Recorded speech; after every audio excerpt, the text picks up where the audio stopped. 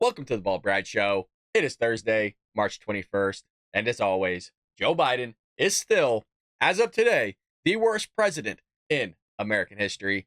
Patriots, it's great to be back with you on this fine Thursday morning. Let's jump right in the news today with the Biden administration failing to file paperwork that resulted in over 200,000 deportation cases being dismissed. I don't think this was an oopsie. I don't think it was a little accident. I didn't think it was a coincidence. No, I think this was intentional. They'll never say it was, but based on their behavior and what's been going on for the last 3.5 years, I think it was intentional. The Biden administration failed to file court papers in hundreds of thousands of deportation cases, which were as a result tossed by judges. DHS enforces immigration laws by basically issuing a notice to each illegal immigrant and filing it in court, but in approximately 200,000 cases in which these NTAs were issued to aliens at the border, triggering the creation of a court date. Mind you, some of them are getting court dates a decade into the future. DHS never filed the actual paperwork with the court. It's wild. So in immigration courts in Houston, Texas, and Miami, Florida, both which are being just bombarded, more than half of deportation cases have been dismissed for that reason since fiscal year 2021. Check out these numbers. Talk about an exponential function taking place here. These large numbers of dismissals, and when that happens, raises serious concerns. The nonpartisan group affiliated with Syracuse University said in its report, the percentage of immigration cases that were dismissed, check this out, skyrocketed immediately upon President Joe Biden taking office, rising from 0.1% in 2017 and 1.2% in 2019 to a whopping 10.6% in 2021.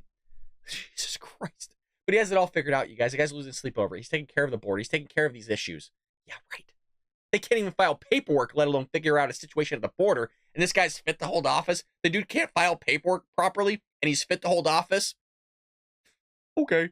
The percentage of cases dismissed has shrunk since the peak. But when the number of illegal border crossers is at record highs, Joe Biden shattering records, the actual number of dismissals was far higher in 2022 and 2023 than any time on record, meaning Joe Biden has broken another American record for a sitting president. It's never been done before, but good old Joey shattered it. So here's the number and rate of immigration court monthly dismissals for basically lack of filing the paperwork. Insane exponential function taking place here. Yes, it's gone down because you can only allow so much to go unnoticed. But now that people are noticing it, they got to sit there and handle their ish. If the case is dismissed because the government has not filed paperwork, by the court date rolls around, the government can simply file a new case against the alien, but the TRAC obtained that data, which allowed it to see that nearly 75% of the time, DHS never bothered to do so. They don't care about figuring out this issue, you guys. As I've always said, if Joe Biden wanted to do it, he would figure it out. It's not taking place. Well, in other news here, drastic turn to EVs. Joe Biden's still pushing it, but it's only harming the American consumer, which we'll see in one moment. But it's also hurting production. So EV startup Fisker halts production to raise emergency funds amid cash crunch from low demand. And it's not just them, you guys. The whole EV industry is just collapsing. The startup electric car company Fisker, and hopefully I'm pronouncing that correctly, said this week that it is halting the production of its vehicles to raise $150 million in emergency funds as it grapples with a cash crunch spurred by a low demand for electric vehicles. I think like the CEO of Hertz just got laid off because he invested a ton of money in electric vehicles, and that went south real quick. And for some reason, this platform, meaning the Democrat Party and the progressive left, can't wrap their head around that people don't want electric vehicles. They don't want it. They want gas. Okay? They want fossil fuel, baby. They can't wrap their head around it. The California-based company, which says its mission is to create the world's most emotional and sustainable electric vehicles, has barely produced over 1,000 electric vehicles worldwide for the year. The entire globe. The company has approximately 4,700 vehicles in its current inventory and carried over from the 2023 and including 2024 production. While it's not yet completed an NRV analysis for 2024, Fisker believes that the completed vehicle value for its inventory as of March 15th is in excess of $200 million. Just getting shattered. Just getting destroyed. Fisker will pause production. Not even producing anything, but let's still pause it for 6 weeks, starting the week of March 18th to align inventory levels and progress strategic and financing initiatives. They don't know what the hell to do. They're literally halting production to try to figure this ish out. And while they try to figure it out, what is Joe Biden doing? He's finalizing a plan to kill off gas cars in the U.S. Oh my God. EV is failing. Instead of just going, hey, you know what? Since it's failing, let's go ahead and just continue our fossil fuel. Let's pump gas here in America, make it cheaper for Americans, and let's start selling a ton of gas cars. Joe Biden goes, nah, let's just keep driving things down into the ground. I told you they don't get it.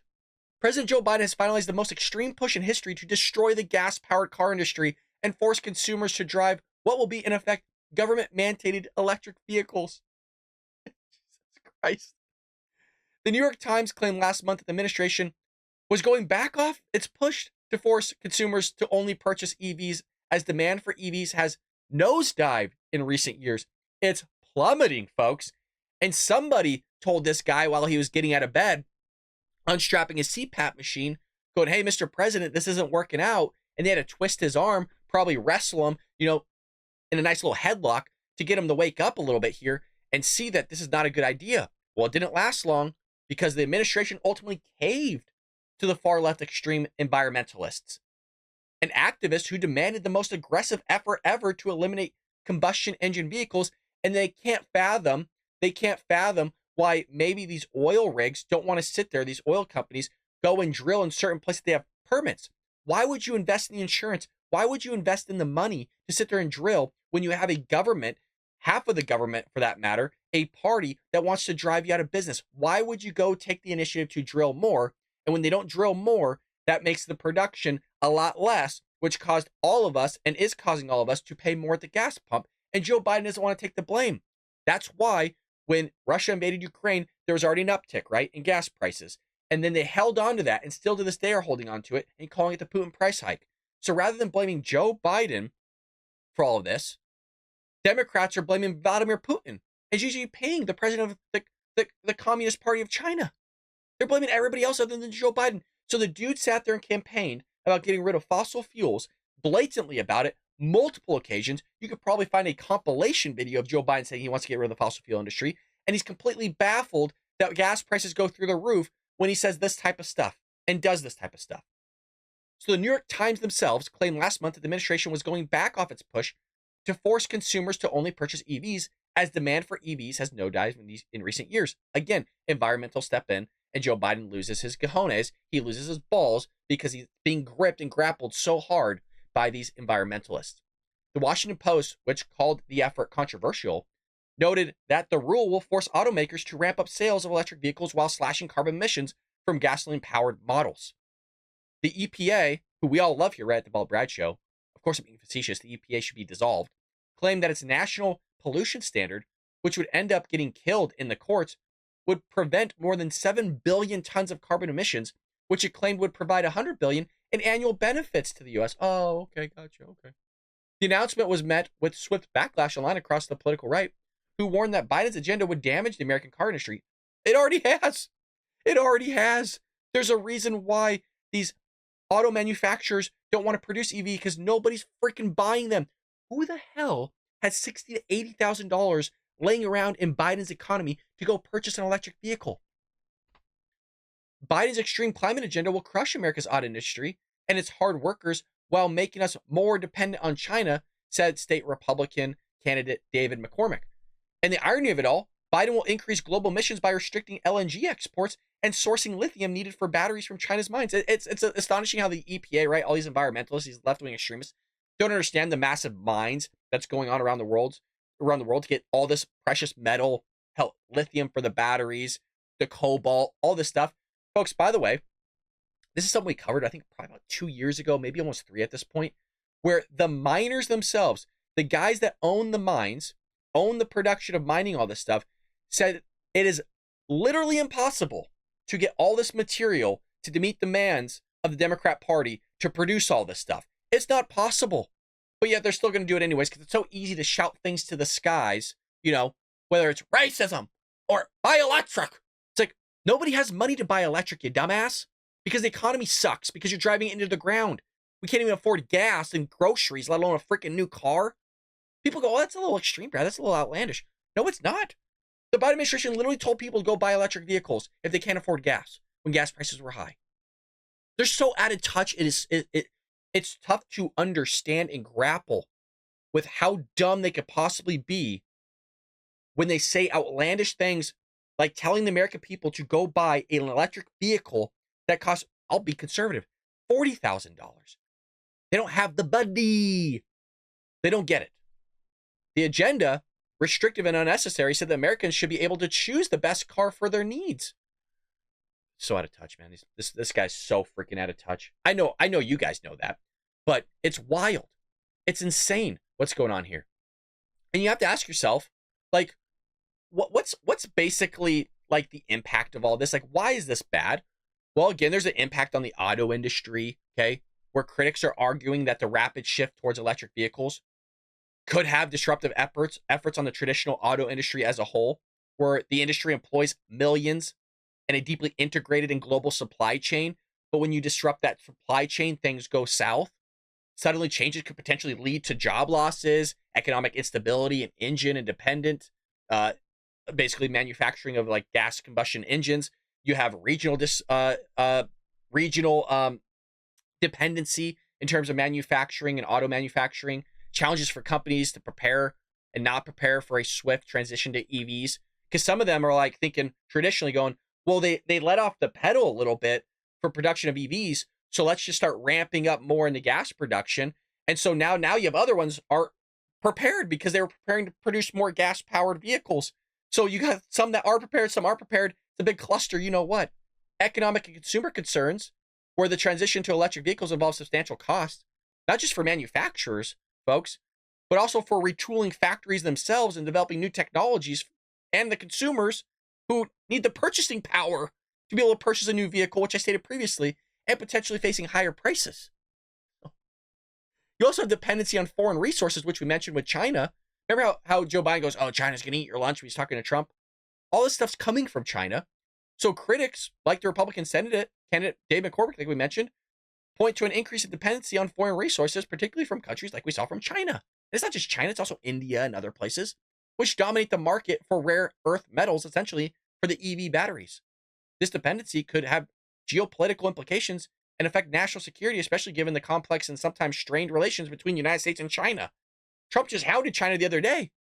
He's going to put a tariff on vehicles, which, by the way, is just a tax for us. That's one thing I don't like under the Trump administration is, yeah, it sounds all good, but at the end of the day, that tariff, in other words, that tax, is just going to be passed on to you and I, which makes that good or service, whatever is being taxed on that tariff, it just gets passed back on to us, which causes everything else to go up in price.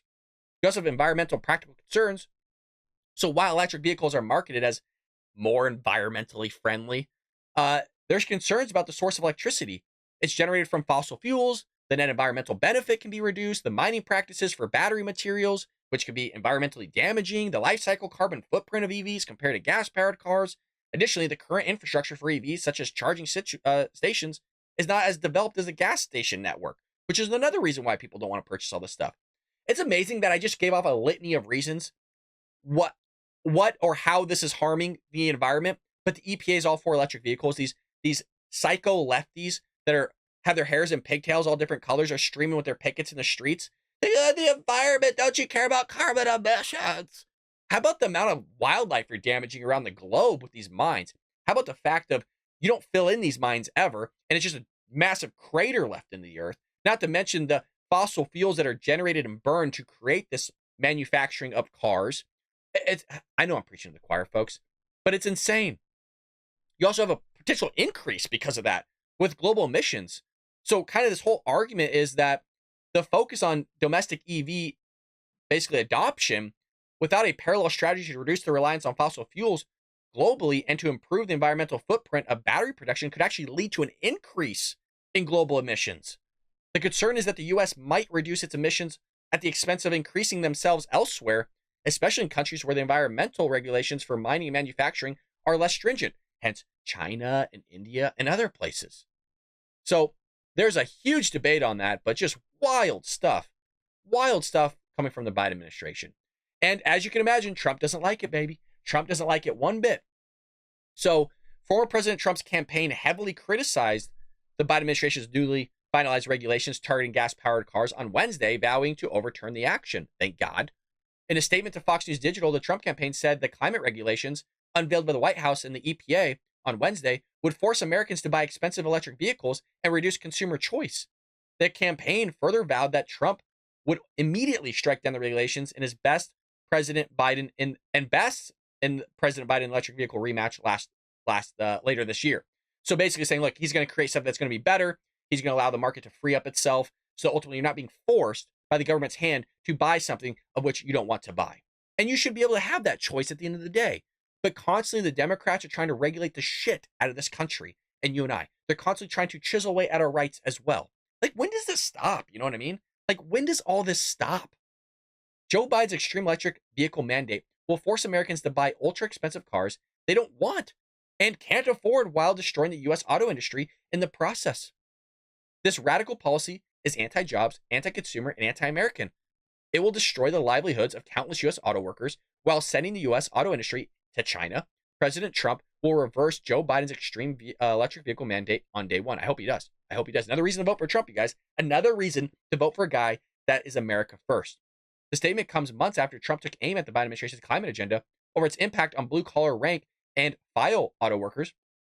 During United Auto Workers strike last year, the former president said the best interests of American workers were his number one concern and that a forced EV transition would destroy the U.S. auto industry. Meanwhile, under the regulations unveiled Wednesday, the federal government will enforce the most stringent tailpipe emission restrictions ever finalized, beginning with model year 2027 light-duty and medium-duty vehicles. Those regulations are slated to progressively ramp up through 2032 because, again, they want every car to be an electric vehicle. And so if they could sit there and make it more costly for gas-powered vehicles to be produced, then that offsets ultimately the cost of the electric vehicles. And you might have, say, a sense of, well, I might as well go with the EV. Hell, you're mandating me anyways, and the gas-powered vehicle is going to cost me the same amount. I might as well go EV and be compliant with whatever state and federal regulations it's implemented on me.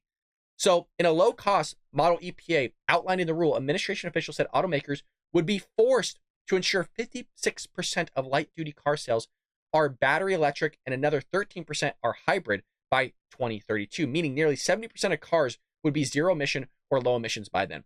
You know what's amazing is we keep pushing this as a country, but if you look at other countries like China, India, just completely don't care about the environment whatsoever. So while we're sitting there trying to tank our economy, change everything for the sake of the environment, which, look, I like clean air, I like a clean environment, but when you have other nations that are just treating the earth like a dumpster, it has no effect whatsoever in terms of what we're doing, and we're just harming ourselves at the end of the day. But the Democrats don't see it that way. These environmentalists don't see it that way. Look, we're one of the least polluted, first world, industrialized countries in the world. We produce the least. So if these people really want to have an effect, and they're really concerned about the environment, why are they sitting there protesting here? Why don't they fly over to China or India and go protest there? Well, we know why. Because they'd be thrown in the brig. They'd be arrested. Hell, some may go to Russia, try that out. Let me know how it works out you. I hope you like the gulag. These people, man, drives me up a wall. Well, speaking of people that drive me up a wall, we got AOC here clashing with the Biden impeachment witness. Says RICO is not a crime. It just makes you want to hit your head against the wall when you listen to this lady. This is a bartender, you guys. This is a bartender that got elected into Congress. So Tony Bobulinski, we got a clip here. A former business associate of the Biden family got into a fire exchange with AOC during an impeachment hearing on Wednesday. AOC for short, Alexandria Ocasio-Cortez, began her 5 minute of speaking to the witnesses by asking Bobulinski a simple question.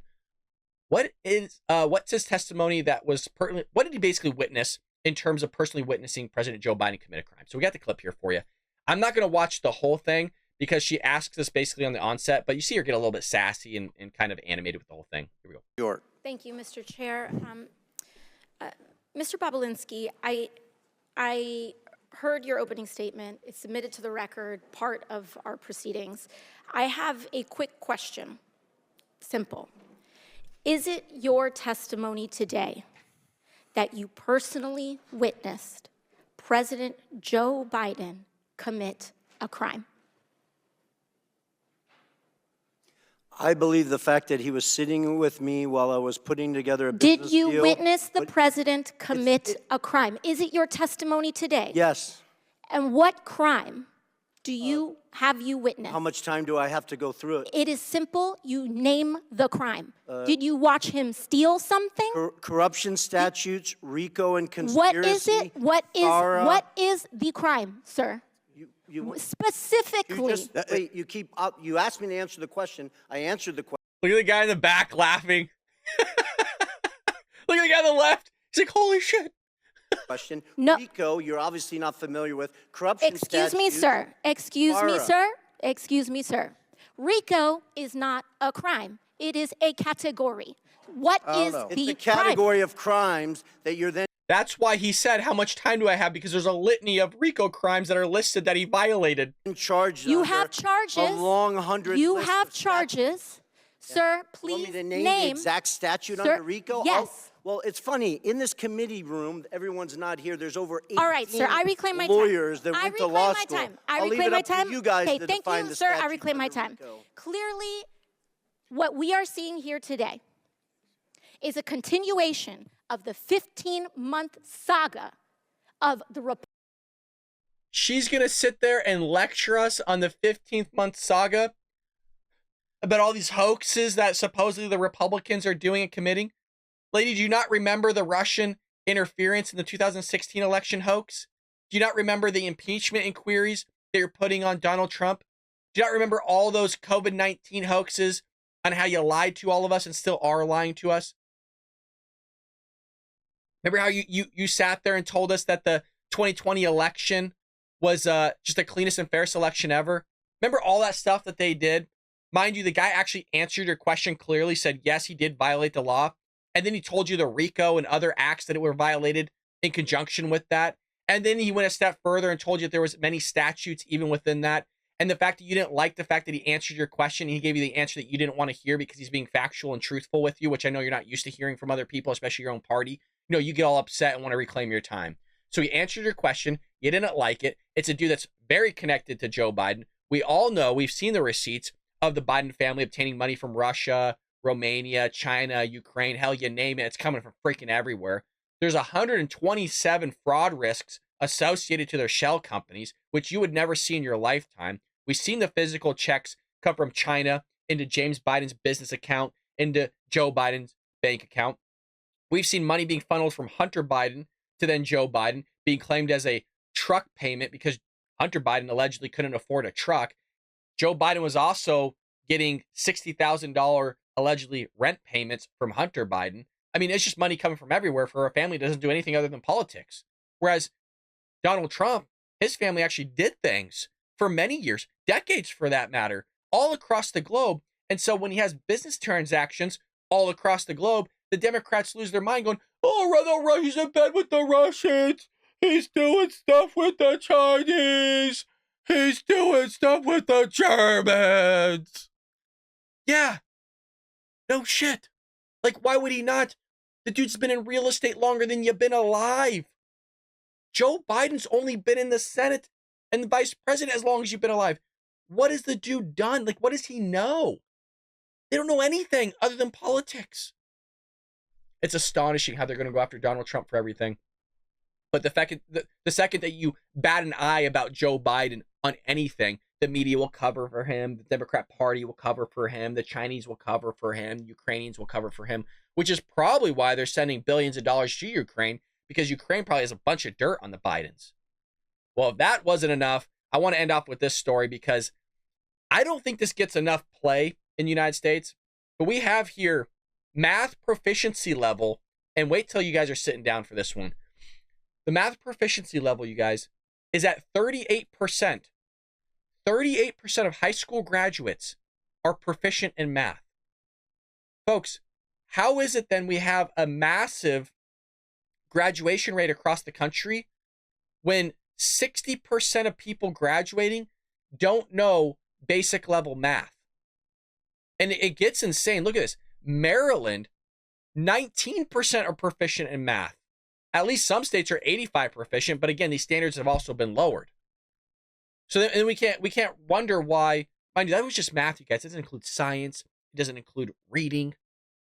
We have a bunch of people graduating and leaving school that aren't actually meeting any standards whatsoever. I mean, you are talking about an epidemic of enormous proportions where people are going through a system and not meeting the standards of the system and are being allowed to graduate from the system. And who controls that system? The Democrats. Who controls that system? The progressive left. And they're driving it into the ground, you guys. And then we have people coming out of these institutions that can't do basic calculations, don't know anything about finance, don't know anything about taxes, don't know anything about math, can't read a damn book properly, and then they're going and actually voting for a party that created the situation in the first place. And then we wonder, well, why do they keep voting Democrat? Well, that's why. Because they can't rationalize their own behavior and seeing the insane behaviors crippling the locality of which they're living in. Folks, these people are going into the streets going, why is all this crime happening? Why are they looting my business? I can't figure it out. You voted for it. You voted for Prop 47. That's why. And you continue to vote Democrats in office that are driving your locality and your state into the ground. Absolutely. So you got to ask yourself again, what percentage of high school graduates are actually proficient and meet grade level math? So the proficiency levels of high school graduates in math vary significantly across different regions in the United States, as you would expect, with a national average of just 38%. However, this figure doesn't directly translate to high school graduates, but rather indicates the overall proficiency level within schools. No, it runs across. It goes across. 100% it does. Specific data for high school graduates' math proficiency at the time of graduation can be challenging to pinpoint due to variations in assessment methods and reporting standards across different states and districts. Well, that's why they got rid of the standards themselves, meaning basically the high school exit exam, to see who actually meets the standard of graduating high school, and that's why it's so hard to pinpoint. Used to not be. We used to have standardized tests across the United States, and people used to get upset with it. Well, you can't make it standardized. My son or daughter's not good at testing. Maybe that is true, but it creates great data to see, hey, is this son or daughter proficient in mathematics and actually meet it? Has nothing to do with being a bad test taker. It's just an excuse, you guys. I used to use that excuse when I was bad at math in high school, when I got D's and F's. I just couldn't take a test. I'm not good at it. I get all antsy. No, I just didn't study. No, that's really what it was. My teachers were teaching me. I just didn't study. I didn't want to take personal responsibility for it. Neither does anybody else. It's just easier to blame somebody else or yourself, because very rarely do you want yourself to be a problem, because if you're the problem, you have to actually fix it. Whereas if you blame somebody else for the problem, it's on their ass to fix it. Does that make sense? It's very hard to change yourself. People don't want to look on the inner self and reflect on oneself to change it because it's hard. For instance, in Illinois, only 27% of students met proficiency in math in 2023, which represents an increase. Believe it or not, it was an increase from previous years. Why was she doing better? 27. And it still highlights a considerable gap in achieving grade level proficiency. So you have to ask yourselves then, how are students graduating high school if they're not proficient? So there's graduation requirements, there's proficiency standards, which of all is being lowered. You also have differentiated diplomas and alternative assessments. The big one is credit recovery, and you also have impact of external factors, grade level inflation and social promotion. So grade level inflation is basically grades are drastically inflated. I've always said this. If your student has an A nowadays, it's probably realistically a B minus. Realistically, if you have a B, you're looking at a C. And I've always said, if you have a 75% or lower, that's a D or F. That's anywhere in that range. Kids are getting 50% for not turning in anything. Some students are just giving them 100% for not turning in anything. They're allowing them to retake tests, meaning you take a test, you fail the thing, you might not even fill anything out, you get the test back, you go study those exact problems, and they give you the exact same test and say, he's proficient, he knows it. No, he just memorized the problems. He memorized the answers. And people do that all the time. They don't do homework. They're given 5 questions. People think I'm joking when I say this. They're given 5. Well, I'll benefit of the doubt. 5 to 15 questions a night. Guys, when we went to school, we got like 35, 40 problems a night. If we're lucky, it might have been, that was a good day. Sometimes it's 50. No, it's not like that anymore. You get 5 to 15 and people complain about it. And then they wonder, when you do 5 to 15 problems, why you can't pass a math test. Who would pass a math test with 5 or 15 practice problems? So what do you got to do? You got to give them the exact problems you give them on the homework on the test just so you get them to pass. So we're in a massive cluster bleep here as a nation, as a country. It's going right into the ground, you guys. And if you want, I hope for better days of this country, but I'm not putting my stake in better days in this country. I do believe, and I firmly do believe this, you guys. I think our country is going in a extremely wrong direction. I mean, we are nosediving and tanking to the point where I don't even think Trump can fix it. I know a lot of you are relying on Trump, and so am I to some extent. He's not going to fix it. There's not a living being that I think will ever be elected in office, along with Congress, that is going to fix and turn this country around, you guys. I think Trump will limit the nosedive. I think he'll fix it a little bit, but this country is plummeting. My hope is I'm long and dead before this country crashes into the ground. I still love it. It's still the greatest country God's ever existed. I would never want to be anywhere else in this world, in this globe. But damn, man, we are going in the wrong freaking direction. A little bit of a shorter episode today, folks. I hope you understand.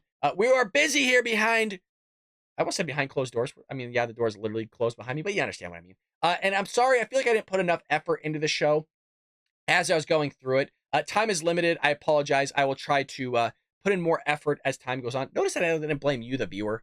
You notice how I'm blaming myself? Because you got to take personal responsibility. I'm to blame for not putting enough show prep into it. But I felt a little rushed today with everything going on. I'll try to give you a better show tomorrow. Thank you for always bearing with me, guys. You're true American patriots. Always love hanging out with you in the live chat. And with that being said, leave us a comment down below. It does support the channel. Hit that like and subscribe button if you feel we earned it. And folks, I'll see you tomorrow here on the Bull Rat Show.